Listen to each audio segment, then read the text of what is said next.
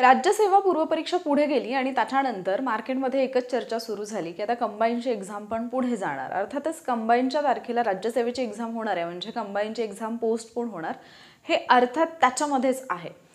पण याच्यानंतर जी गोष्ट लक्षात आली, परवा एका विद्यार्थिनीने मला असं विचारलं, ज्यावेळेला पोस्टपोनचं नोटिफिकेशन आलं त्याच्यानंतर तिचं म्हणणं असं होतं की मॅम, तुमचा कमबॅकचा व्हिडिओ पाहिला होता आणि त्याच्यानंतर मी अभ्यासाला सुरुवात केली, पण मला कुठेतरी असं वाटत होतं की खूपच कमी दिवस आहेत आणि मग एवढ्या कमी दिवसांमध्ये होईल का. मग सेल्फ डाऊटिंग सुरू झालं, एक भीती पण वाटायला लागली होती. करायचं हे माहिती होतं पण दिवस फार कमी आहेत आणि त्याच्यामुळे मग करताना कुठल्याच गोष्टीवरती माझं लक्ष लागत नव्हतं. पण जेव्हा एक्झाम पोस्टपोन झाली आणि ते नोटिफिकेशन पाहिलं त्यावेळेला असं वाटलं की खरंच तुम्ही जे काही लॉ ऑफ अट्रॅक्शनबद्दल बोलला होतात, वॉटर टेक्निकबद्दल बोलला होतात, तर त्या गोष्टी काम करत आहेत. कारण मला असं वाटत होतं की ही एक्झाम मी क्रॅक करायची आहे आणि त्याच्यासाठी मला हवं तसं सगळं वातावरण असायला पाहिजे. आणि ॲक्च्युली एक्झाम पोस्टपोन झाली आणि ते एक्स्ट्राचे दिवस मला मिळाले. पण त्याच्यासोबतच ना, टेलिग्रामवरती जे लोक 100 डेज चॅलेंज, 145 डेज चॅलेंज किंवा 45 डेज चॅलेंज फॉलो करतात, त्या स्टुडंटनी एक प्रश्न विचारायला सुरुवात केली की मॅम, एक्झाम पोस्टपोन झाली, आता हे समजलं की कंबाईनच्या ठिकाणी राज्यसेवा होणार आहे, म्हणजे कंबाईनची एक्झाम पुढे जाणार आहे आणि त्याच्यामुळे अभ्यासामध्ये जे काही कन्सिस्टन्सी होती किंवा अगदी एक्झाम आता 40-45 दिवसांवरती आली आहे म्हणून जे काही डेडिकेशननी आम्ही अभ्यास करत होतो, आता कुठेतरी अभ्यासामध्ये डिस्टर्ब व्हायला लागले. कारण एक्झाम पुढे गेली आहे तर ती कधी होणार हे माहिती नाही आहे आणि त्यामुळे अभ्यास होत नाही आहे. ज्या स्टुडंटनी मला हे सांगितलं की मॅम, एक्झाम पुढे गेली आहे, माझ्यासाठी ही पॉझिटिव्ह साईन आहे आणि आता मला असं वाटतं की मी एक्झाम क्रॅक करू शकेन, तो कॉन्फिडन्स माझ्याकडे आला आहे, त्या स्टुडंटला मी टाईप एमध्ये कन्सिडर करेन. आणि ज्या स्टुडंटना असं वाटतं की एक्झाम पुढे गेली त्यामुळे आता कुठेतरी अभ्यासामध्ये डिस्टर्ब व्हायला लागले, त्यांना मी टाईप बीमध्ये कन्सिडर करते. तुम्ही टाईप एमध्ये आहात की टाईप बीमध्ये आहात हे मला आत्ता कमेंट करून सांगा. आणि हे सांगायचं रिझन असं की ज्या स्टुडंटनी मला असं म्हटलं की मॅम, एक्झामसाठी दिवस वाढवून मिळालेत, म्हणजे मला आता हा विश्वास आहे की या दिवसांमध्ये मी माझी तयारी परफेक्ट करेन, मी जो प्लॅन बनवलेला आहे किंवा मी जो प्लॅन फॉलो करत आहे तो मी 100% फॉलो करेन आणि माझा जो टार्गेटेड स्कोअर आहे तो स्कोअर मी अचीव करू शकेन, हा कॉन्फिडन्स माझ्यामध्ये आला आहे. सो त्या कॉन्फिडन्सची टक्कर देण्याचा कॉन्फिडन्स तुमच्यात आहे का? कारण जे विद्यार्थी आत्ता हा विचार करून चाललेत ना की यार, मी फॉर्म भरला होता पण असंच सुरू होतं, माझं आत्तापर्यंत अभ्यासाकडे लक्ष नव्हतं आणि आता तर खूप कमी दिवस राहिलेत त्यामुळे मी ऑलमोस्ट विचार सोडूनच दिलेला, पण देवाने मला एक संधी दिली असं मला वाटायला लागलं आणि आता मी परत एकदा जोमाने तयारी करणार आहे. मग ज्या वेळेला या कॅटेगरीमध्ये तुम्ही येतात की हा जो काही कॉन्फिडन्स आहे की आता मी करून दाखवेन, कारण खूप लोक असे आहेत की ज्यांनी राज्यसेवेचा पण फॉर्म भरलेला आणि विषय सोडून दिला कारण बाकी कुठल्या तरी गोष्टीमध्ये गुंतलेत. आणि ऑल ऑफ सडन ज्यावेळेला आत्ता एक्झाम पोस्टपोन झाली तर 40-45 दिवस जर एक्स्ट्राचे मिळाले तर आता डोक्यामध्ये हे आहे की अरे, एवढ्या दिवसांमध्ये मी राज्यसेवेची रिव्हिजन कंप्लीट करून राज्यसेवेची प्री क्रॅक करू शकेन. मग कंबाईंड बाबतीत तर तो कॉन्फिडन्स आहेच आहे. मग जर तुम्ही टाईप बीवाले असाल तर तुम्ही एक्झॅक्टली काय करायला पाहिजे, आणि टाईप एवाले जरी असाल तरी टार्गेटेड स्कोअर जो आहे तो कसा सेट करायचा आणि तिथंपर्यंत कसं पोहोचायचं याच्याबद्दल आजच्या व्हिडिओमध्ये आपण बोलणार आहोत. हॅलो वॉरियर्स, मी सुप्रिया आणि तुम्ही पाहताय वॉरियर ऑफिसर एज्युकेशनल प्लॅटफॉर्म, फक्त लढण्याची नव्हे, जिंकण्याची तयारी. तर अर्थात आत्ता इथून पुढे जर समजा 9 नोव्हेंबरला तुमची एक्झाम होणार नसेल तर ती केव्हा होईल? अर्थात 30 नोव्हेंबर ही एक डेट आहे, त्या दिवशी एक्झाम होऊ शकते, पण बऱ्याच जणांचं म्हणणं आहे की बाकीच्या एक्झाम आणि त्याच्यामुळे मग आणखी पोस्टपोन होऊ शकते. सगळ्यात पहिला मुद्दा जे मी यापूर्वी पण खूप वेळा तुम्हाला सांगितलेलं आहे तेच मी परत एकदा सांगेन की तुमची एक्झामची जी डेट आहे, पार्किन्सन्स लॉबद्दल मी बोलले होते, तुम्हाला आठवत असेल एका व्हिडिओमध्ये मी बोलले होते की 6 महिन्याचा अभ्यास तुम्ही 2 महिन्यात कसं कराल. सेम तसे की जर तुमच्या एक्झामसाठी 45 डेज किंवा 40 डेज शिल्लक असते तर तुम्ही तुमचा सगळा स्टडी, तुमचं रिव्हिजन, क्वेश्चन पेपर सोडवणं, त्याचं ॲनालिसिस करणं, त्या ॲनालिसिसची रिव्हिजन करणं, एवढ्या सगळ्या गोष्टी तुम्ही 40 डेजमध्ये कंप्लीट केल्या असतात. पण जर आता तुम्हाला असं समजतंय की एक्झाम आणखी काही दिवस पुढे गेली आहे, माझ्याकडे 40च्या ऐवजी 60 दिवस आहेत, तर तुमचा अप्रोच हा राहणार की ते 40 दिवसांचं काम तुम्ही 60 दिवसांमध्ये कसं पूर्ण करा. आणि जर हा अप्रोच घेऊन तुम्ही चालाल तर डेफिनेटली तुम्ही अशा काय म्हणतो आपण त्याला, अशा मार्गावरती आहात की जिथे तुम्ही स्वतःचं नुकसान करून घेताय. कारण जे लोक आत्तापर्यंत रेसमध्ये नव्हते ना, त्यांनी आता घोडदौड सुरू केली आहे, ते रेसमध्ये आलेत. कारण त्यांना हा एक चान्स मिळतोय त्यांना असं वाटतं की ही माझ्यासाठी मिळालेली एक संधी आणि त्याचा मी पुरेपूर फायदा करून घेईन. सो तुम्ही ऑलरेडी रेसमध्ये आहात ना. मी एक व्हिडिओ पाहिला होता परवा की एक रनर अगदी फिनिश लाईनच्या जवळ आला आणि त्याला माहिती होतं की दूरवर आपल्याजवळ कोणीच नाही आहे आणि म्हणजे अगदी एक फूट अंतरावरती असेल तो फिनिशिंग लाईनच्या आणि तो अगदी रिलॅक्समध्ये म्हणजे इतकी मोठी रेस धावून आलेला तो आणि जस्ट तो जॉगिंग केल्यासारखं रनिंग करायला लागला आणि पाठीमागून कोणीतरी येऊन ओव्हरटेक करून फिनिश लाईन क्रॉस करून पण गेलं. लाईफ टाईमसाठी तो रिग्रेट राहिला. सो तुम्हाला जरी असं वाटत असेल की तुम्ही फिनिशिंग लाईनच्या जवळ आहात, स्पीड कमी करू नका, कारण फिनिशिंग लाईन तुम्हाला क्रॉस करणं गरजेचं आहे आणि जेव्हा तुम्ही ती क्रॉस कराल त्याच वेळेला तुम्ही जिंकलेले असाल. आणि म्हणून मग आत्ता मला प्लॅनमध्ये काय बदल करायचा, एक तर तुमचे जे काही स्टडी टार्गेट 9 नोव्हेंबरपर्यंतचे होते ते तुम्हाला ॲज इट इज फॉलो करायचे आणि ते कंप्लीट करायचे. इन ॲडिशन तुम्ही त्याच्यामध्ये काय करणार आहात, आत्ता जर तुम्ही पाहिलं 2017 ते 23, 24 कुठल्याही इयरला तुम्ही बॅकला पाठीमागे जाऊन जर आयोगाचे पेपर्स पाहिले, प्रीचे पहा, मेन्सचे पहा, एक गोष्ट तुम्हाला कटाक्षाने जाणवली असेल, एक गोष्ट तुम्हाला ओरडून प्रत्येक व्यक्ती, सिलेक्ट झालेली व्यक्ती असेल, प्रत्येक क्लासवाले टीचर्स असतील, ऑनलाईन शिकवणारे असतील, ऑफलाईनवाले असतील, ज्यांना एक्सपिरियन्स आहे, प्रत्येक व्यक्ती तुम्हाला एक गोष्ट ओरडून सांगत असेल की PYQ करा, PYQ करा, PYQ करा. रिझन काय, याच्यापूर्वीचा तुम्ही इतिहास पहा, जेव्हा एक्झाम पोस्टपोन झालेली आहे तेव्हा मेरिट वाढलेलं आहे. का, कारण जो काही एक्स्ट्राचा वेळ मुलांना मिळाला त्याच्यामध्ये मुलांनी खूप जास्त रिव्हिजन केली आहे, PYQवरती फार भर दिलेला आहे. आणि इव्हन आत्ताच्या तुम्ही 2024च्या झालेल्या मेन्स जरी पाहिला तरीसुद्धा तुमच्या लक्षात एक गोष्ट येईल की GSचे जे सब्जेक्ट आहेत त्याच्यामधले, म्हणजे समजा पॉलिटिक्सचे 15 क्वेश्चन्स आहेत, 13-14 क्वेश्चन्स तर PYQमधूनच आलेले आहेत. मेन्सला सुद्धा क्वेश्चन्स जे आहेत ते PYQमधूनच येत आहेत. मी परवा व्हॉइस चॅटमध्ये पण स्टुडंटसोबत 15च्या 15 क्वेश्चन्स डिस्कस केले आणि तेव्हासुद्धा मी हीच गोष्ट दाखवून दिली की सगळे क्वेश्चन्स जे आहेत हे तुम्ही प्रीला जे अभ्यासलेले आहेत त्याच्यातूनच आलेले आहेत. प्री आणि मेन्स हा मुद्दाच नाही आहे. मुद्दा हा आहे की जे प्रश्न येणार आहेत ते मला टॅकल करायचे आहेत आणि ते मी टॅकल करू शकेन का, तर येस, जर ते टॅकल करायचे असतील तुमचे टार्गेट तसे पाहिजेत, तुमचा अभ्यास तसा पाहिजे आणि मग त्याच्यासाठी तुमची PYQवरती जखड पाहिजे. तुम्ही ऑलरेडी 45 डेज प्लॅन जर फॉलो करत असाल तर तो तसाच कंटिन्यू करा आणि तो प्रॉपरली फॉलो करा. 45 डेज चॅलेंजमधून तुमची भयानक तयारी होईल या एक्झामसाठीची, कारण 2017 ते 2024पर्यंतचे PYQ तुम्ही करताय, फक्त PYQ नाही करत आहात. ज्या टॉपिकवरती जास्तीत जास्त क्वेश्चन्स आलेत, फॉर एक्झाम्पल 1857च्या उठावरती जर वारंवार प्रश्न आलेत, एकाच पेपरमध्ये 2-2 प्रश्न आलेत, तर तो अख्खा टॉपिक मी तिथे तुम्हाला दिला आहे, म्हणजे तिथून तुमची तयारी होणार आहे. दुसरा मुद्दा, ज्यांना मॅथ्स रिझनिंगची भीती वाटते की मॅथ्स रिझनिंगमुळे नाही होते, मी मॅथ्स रिझनिंगची तयारी कशी करायची, टाईम मॅनेजमेंट कसं करायचं याच्यावरचा एक व्हिडिओ अपलोड केला आहे, तो व्हिडिओ पहा. त्याच्यानुसार उरलेल्या दिवसांमध्ये तुमचा जो प्लॅन आहे तो फॉलो करायला सुरुवात करा. लास्ट डेपर्यंत तुमची मॅथ्स रिझनिंगमधली ॲक्युरसी वाढलेली तुम्हाला जाणवेल, तुमचा स्पीड वाढलेलं तुम्हाला जाणवेल आणि तुम्हाला हेही जाणवेल की ओव्हरऑल ज्यावेळेला तुम्ही एक कॉम्प्रिहेन्सिव्ह टेस्ट सॉल्व्ह करताय तुमचा स्कोर वाढलेला आहे. म्हणजे आधी जर तो तुमचा अगदीच 35-40च्या घरामध्ये असेल तर तो 50-55च्या घरामध्ये गेलेला तुम्हाला आढळून येईल. रिझन आहे की मॅथ्स रिझनिंगसाठी तुम्हाला टाईम मिळतोय, एक कॉन्फिडन्स तुमचा बूस्ट होतोय आणि GSचे पण क्वेश्चन्स जे आहेत ते बऱ्यापैकी तुमचे बरोबर येत जातील. कारण ज्यावेळेला आपल्याला एका कुठल्या तरी सब्जेक्टची भीती वाटते तर त्याचा परिणाम कुठे ना कुठे बाकीच्या सब्जेक्टच्या ज्यावेळेला आपण क्वेश्चन सोडवत असतो त्याच्यावरती होत असतो, म्हणून ही काळजी घ्या. मग आता काय करायचं, एक तर तुम्ही आहे ही डेट डोक्यात ठेवून अभ्यास करा. तुम्ही असं कन्सिडर करा की तुम्ही राज्यसेवेचा पेपर देणार आहात आणि राज्यसेवेसाठी म्हणून तयारी करताय आणि म्हणून GSचा सब्जेक्ट करा. ठीक आहे, म्हणजे तुम्ही कंबाईनचीच तयारी करताय पण तुम्हाला राज्यसेवेचा पण पेपर द्यायचा आहे, GSमध्ये चांगले मार्क्स घ्यायचे आहेत, हे डोक्यात ठेवून GSची तयारी करा. ऑब्व्हियसली तुमचा अभ्यास चांगला होईल. तरीही एक असतं की यार खोटं कितीपर्यंत सांगणार ना स्वतःला, म्हणजे मी जरी म्हटलं की 9 नोव्हेंबर, माझं मन म्हणते ना अरे तू मला फसवतोय, मला माहिती आहे 30ला एक्झाम आहे, 9ला नाही आहे, 30ला पण होईल की नाही माहिती नाही. तुमचं ब्रेन, तुमचं मन तुम्हाला म्हणजे ज्या पद्धतीने तुम्ही त्याला फसवायला जाल ते तुम्हाला उलट उत्तर देणार आहे आणि तुम्ही कशी टाळाटाळ करायला पाहिजे अशी सिच्युएशन ते निर्माण करणार आहे. पण ज्या पद्धतीने तुमचं मन तुम्हाला खेळवतं तुम्हाला तुमच्या मनाला खेळवता आलं पाहिजे.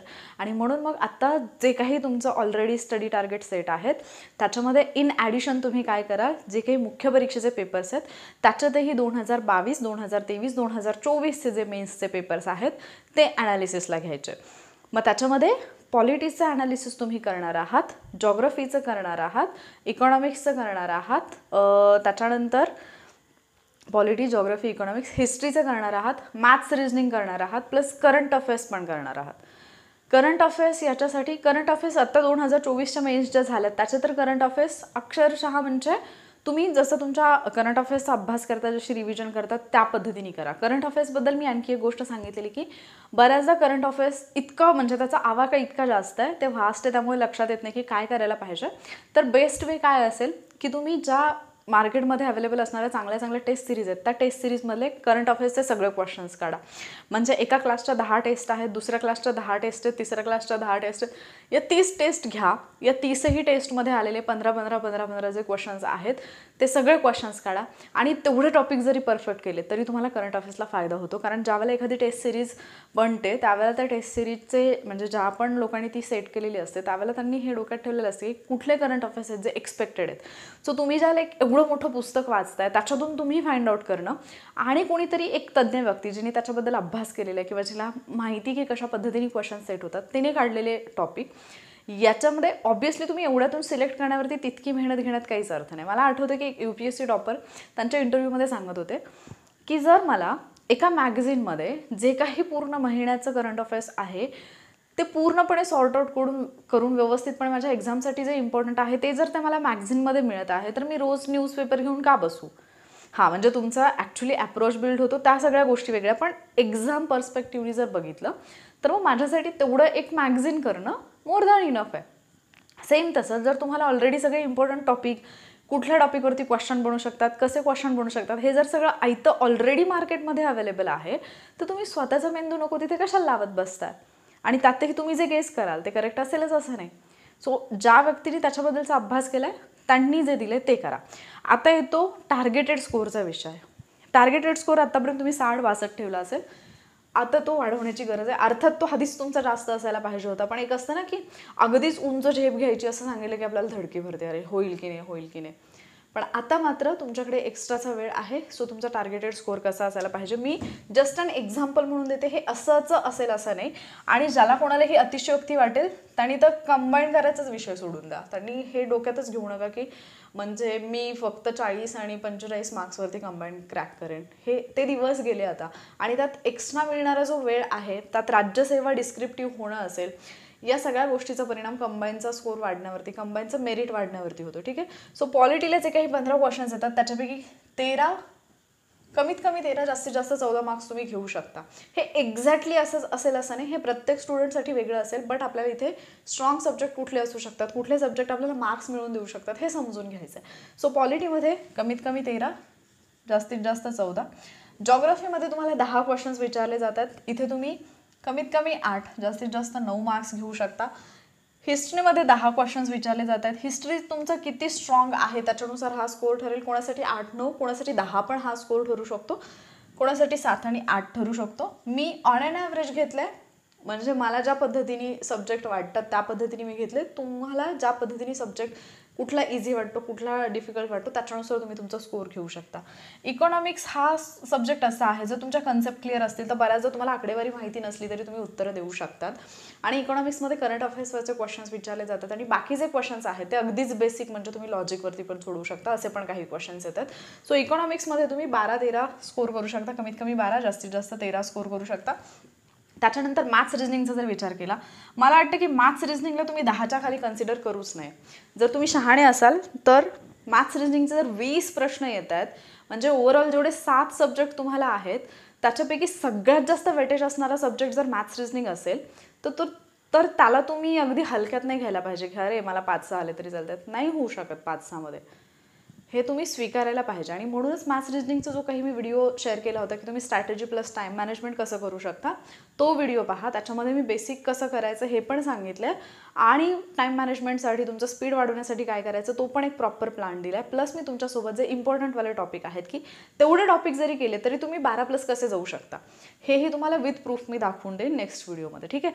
सो मॅथ्स रिजनिंगच्या बाबतीत कमीत कमी 13, जास्तीत जास्त 15. याच्यात पण मग ना पाहून घ्या की मॅथ्स मला इझी जाते की रिजनिंग मला इझी जाते, मॅथ्सचे कुठले असे कॅल्क्युलेशन्स आहेत, कुठली अशी उदाहरणे आहेत जी मी लवकर सोडवू शकेन, जे माझे लवकर होऊ शकतात, रिजनिंगचे कुठले आहेत, असे सिलेक्टिव्ह टॉपिक पण परफेक्ट करा. मग म्हणजे जसं ट्रेनवरची उदाहरणं तुम्ही करत असाल मग ट्रेनवरची ऑल टाईपचे एक्झाम्पल्स करा. त्याच्यात काही नाही, 2-3 फॉर्म्युलाज आहेत, ते तुम्ही केले आणि जर प्रॅक्टिस केली ना तर ट्रेनची उदाहरणं तुम्ही पाहता क्षणी त्याचा आन्सर देऊ शकता. म्हणजे तुमची प्रॅक्टिस जर तगडी असेल ना तर बऱ्याचदा एक्झाम्पल तुम्हाला सॉल्व्ह करायची गरज पडत नाही, ऑब्झर्वेशनवरून आन्सर येतात. तुम्ही म्हणाल की इतकं आम्ही मॅथ्स रिझनिंगमध्ये काय म्हणतो त्याला म्हणजे तज्ज्ञ वगैरे नाही आहोत.